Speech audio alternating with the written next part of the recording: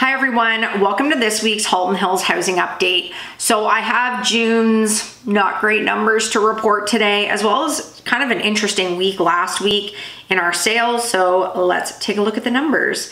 In June of 2021, we were in a very busy market at that time. Things were hopping along. We sold 106 units. This past June, we are down 28% to only 77 units. Why this is sort of important and it's showing what's going on in our market is around active inventory. So in June of 2021, we were sitting between 70 and 80 active units in all of Halton Hills in that month. It's not the lowest we've seen, but there was very little to buy and buyers were still sort of scraping at the listings that were coming up. This June, we were sitting between 170 and 190 active units this month. And so there was tons of options for people to buy, but they just weren't buying them. So no huge surprise given the slow sales weeks that we had, that the sales numbers in terms of units are very low. The real conversation though is around pricing. So in June of 2021, our average price was $1,150,000. So 1.15 million.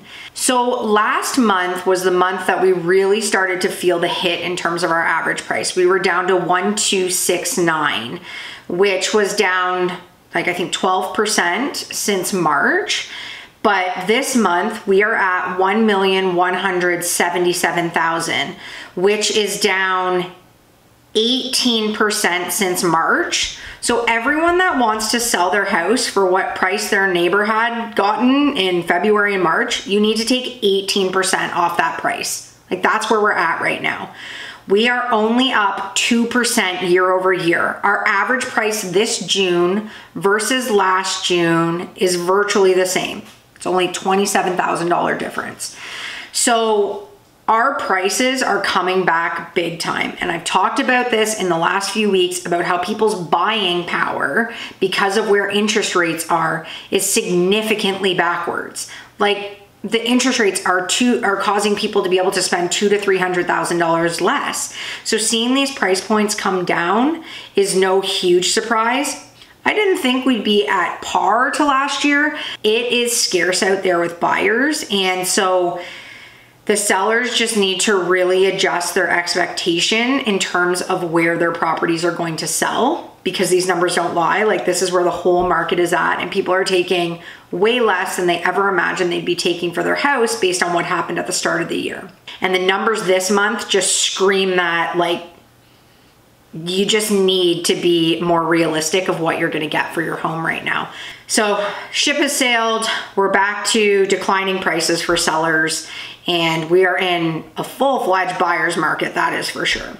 So all that being said, there was some good news for sellers with the sales that happened last week. So let's ignore June, and I think this week might be the start of sort of our summer cool down in terms of listings. So this might really be the start of the balance, but this is the kind of numbers I've been waiting to see, because eventually with the summer, these numbers are going to happen. So I think maybe we saw it happen. So let's see. In Georgetown, we had 16 sales, which is a decent number. It's in line with what we've been seeing. Interestingly, we only had 11 new listings. So that is down from our sales, but it's also a very low number compared to there was a week where we saw over 30 new listings in Georgetown. So naturally in the summer, this happens like every year, and hopefully we will follow a normal trend. We stop seeing people list their homes unless they have to in July and August. But buyers are out there and they still want to be moving. And so as we stop seeing such a crazy influx of listings, we're gonna start to see things level out. And this week could be the start of it. Maybe, maybe not, but it'll be interesting to see sort of how next week's numbers, if it continues on the same trend. Acton had 3 sales and 7 new listings. So I mean, that is higher for Acton, but the overall market is still showing like good news in terms of where the trends are going. Glen Williams had no sales and 1 new listing. Limehouse had no sales, no new listings. The rural market had 1 sale and 5 new listings. When I follow the trends, like Georgetown is our main market and it's a real indicator of where things are going to go. And so for it to have a week where our inventory was way less is good news for kind of returning to some predictability and balance. It's not going to be at the price points that people are expecting, but a little more predictability would be really nice right now. So overall active inventory is down this week from 188 to 183 active listings in all of Halton Hills. Still sitting super high, but it is down and it seems like we're in this sort of stabilized area in that 180 mark. Georgetown this week had, I think it was 6 properties that terminated off the market and didn't relist. And then with our high sales, our inventory is down significantly this week. So Georgetown has 115 active listing, which is down from 126 active listings. So big drop in Georgetown this week. Looking at our active price points, under 800,000 remain the same this week at 11. 800 to $1 million, the drop this week from 34 to 30 active listings. We saw quite a bit transact in that price point this week. 1 to 1.5 million is down slightly from 49 to 48 active listings, so not a huge drop. And again, that pocket I find is the pocket where people are expecting crazy money for their house and unjustifiably high. Yes, it happened at the start of the year, but a lot of these houses should not be getting like north of $1.2 million. Like it just shouldn't be happening. And we all thought it was crazy when it was happening and it's coming back down. And so that pocket is sitting really high because I think people are holding on to hope that they're still gonna get what they want. The price point that took the biggest drop this week was 1.5 plus. That went from 32 down to 25 active listings in that price point. So there's still some big ticket buyers out there. I think only 2 of the 6 that came off the market were in that price point. So we had some good sales and things are moving in that price point. So overall, this is interesting to me. I think it's an interesting week. So Acton this week is up from 16 to 19 active listings. Not the highest week we've seen, but pretty high inventory in Acton. There's some really good stuff there, but there's some stuff that's just been on the market for a long time because again, they're trying to fetch Georgetown prices in Acton, which just people need to be coming back on their price points. Like they just need to realize the buyers are not willing to spend the money that they were spending. Glen Williams this week is the same at 12 active listings, which is very high for Glen Williams. I've never seen the inventory levels that high. There's tons of great stuff available.